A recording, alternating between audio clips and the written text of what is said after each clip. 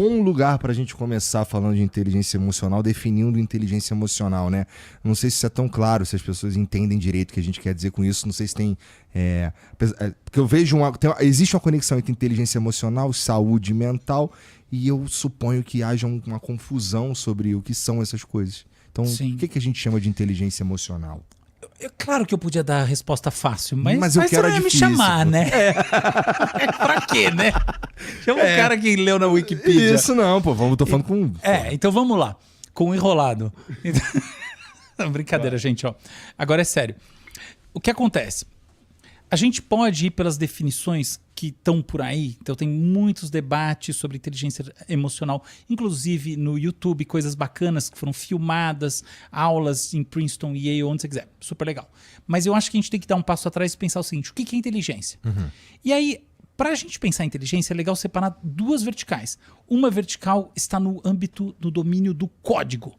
Inteligência é a capacidade de tratar um código de maneira eficiente. O que quer dizer eficiente? De acordo com regras que vão determinar a eficiência. Então, por exemplo, no domínio do pensamento baseado em linguagem, no pensamento verbal, a gente tem formas de organizar essas informações ou ideias que são aceitas como válidas, porque elas seguem esses parâmetros, esses princípios.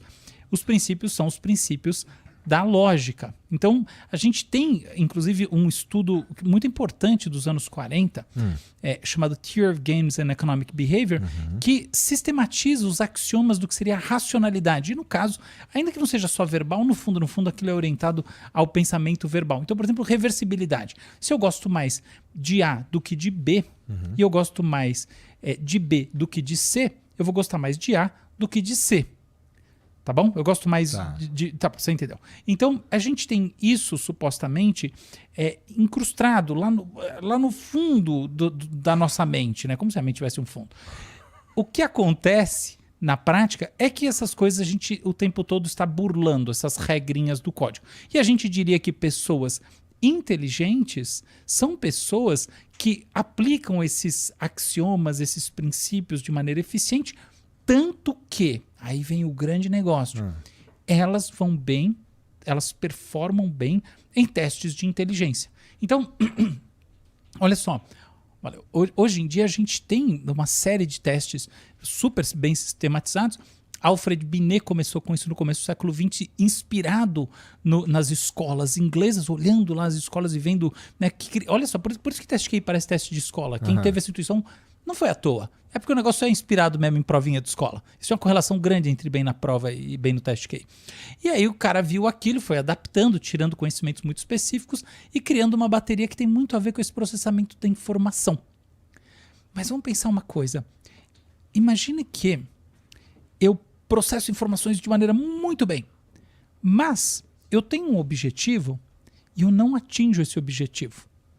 Para todos os efeitos, eu fui muito inteligente no processo, mas na realização eu fui bem burro. E tem o contrário, que é muito comum. A pessoa que não tem nada disso, mas ela atinge os objetivos dela. Seja porque os objetivos dela não são tão ambiciosos assim, ou seja porque de fato ela tem realmente as manhas. Beleza? Tá. Então, a gente tem que separar a inteligência como processo e a inteligência como atingimento de resultados. Do ponto de vista de processos, é indiscutível que a espécie humana é realmente o pináculo da inteligência. E eu digo mais. É indiscutível que a inteligência artificial, ou como a gente já discutiu aqui, a inteligência sintética, aquela que é criada por humanos, né, transferida para um processador externo, ela está galgando degraus com muita velocidade. É pura inteligência, por quê? Do ponto de vista dos testes de inteligência e da aplicação dos princípios que vão reger esse processamento simbólico que a gente chama de inteligente, elas são super duper. Elas são realmente incríveis. Fazem coisas sensacionais. Parecem criar coisas... Como parece que elas criam. Talvez elas não partam do mesmo princípio que a gente, mas se a coisa está lá criada... É verdade. Se você... Pensa numa coisa. Você dá uma prova, tipo SAT ou que seria o vestibular americano, a prova da FUVEST, e o negócio arrebenta. E aí você dá uma outra prova completamente diferente, ele arrebenta. Você dá a prova da OAB, ele arrebenta. Você dá todas as provas. Mas faz uma pergunta complexa, E ele arrebenta. Aí você vai dizer, não, ele não é inteligente, porque...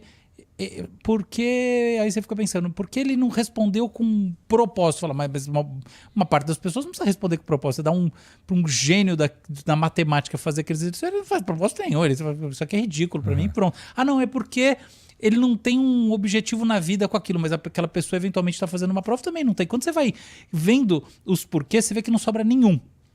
A grande questão é, do ponto de vista da aplicação de princípios lógicos formais, e do resultado metrificado a partir de um parâmetro que é usado para seres humanos, mas pode ser usado para qualquer outra coisa, aquilo lá está arrebentando. E é uma questão de tempo para uma máquina ser melhor do que o ser humano em todos os processos algoritmizáveis. Ou, em outras palavras, em tudo aquilo que a gente pode descrever a partir de etapas com começo, meio e fim, e um output, uma saída, uma resposta bem definida. Eu consigo dizer o que é melhor, o que é pior, eu consigo dizer que tem um conjunto de processos. Qualquer coisa que tenha essa natureza, que é grande parte do que a gente faz na vida, do que a gente vive, vai ser mais bem performada, desenvolvida por uma máquina. Isso é óbvio, porque esse é o caminho natural e isso não demora tanto assim. Não vou dizer que demora 3, 4 anos como alguns entusiastas, mas com certeza é questão de poucas décadas, ou se é que a gente pode falar em mais de uma década, para a gente estar lá nesse nível que a gente vai chamar de, nossa, agora existe realmente uma inteligência artificial geral, um negócio que faz coisas tão bem quanto a gente. Beleza, mas olha só qual é o pulo do gato. Essa inteligência, essa máquina que produz resultados, ela eventualmente não tem ela não tem um objetivo próprio. Por que ela não tem um objetivo próprio? Porque nós, seres vivos, temos objetivos próprios, porque nós somos, na nossa essência, impulsionados em relação a alguma coisa pela natureza do que é um ser vivo. Um ser vivo é um dispositivo biológico de transmissão genômica. Você quer passar para frente você mesmo. Se você imaginar que você mesmo continua aquilo que os seus antepassados, seus ancestrais estabeleceram e será continuado pelos seus filhos, você é um grande eu, transversal ao tempo. E o que você quer continuar? É eu. Você abre eu. Entendeu? Então, nesse grande eu, você busca algo porque existe uma característica inerente em você que se transmite pelos genes. Quando a gente olha por esse ponto de vista, os procariontes, como a bactéria, são seres vivos que não têm núcleo organizado, tá? Essa separação entre o núcleo e o citoplasma. Os procariontes, eles são... Tu é super nerd no nível ultimate, como eu nunca conheci ninguém na minha vida. Legal. Então, os procariontes, a minha tese sobre inteligência é essa. Os procariontes são os grandes especialistas em comportamento eficiente. Tá. Porque tem muito mais... Quem que tem mais no mundo? Bactéria ou gente? Bactéria. Óbvio. Então, o mundo... Eu gosto daquelas pessoas que falam assim, de boca cheia. Porque o mundo hoje em dia é humano. Vai, você não tem microscópio? Eu te dou um no aniversário. Entendeu? Disso é aniversário que eu te mando um pelo correio. Não é. Entende? Então, do ponto de vista dessa segunda definição, que é o objetivo, a bactéria tem uma inteligência brutal.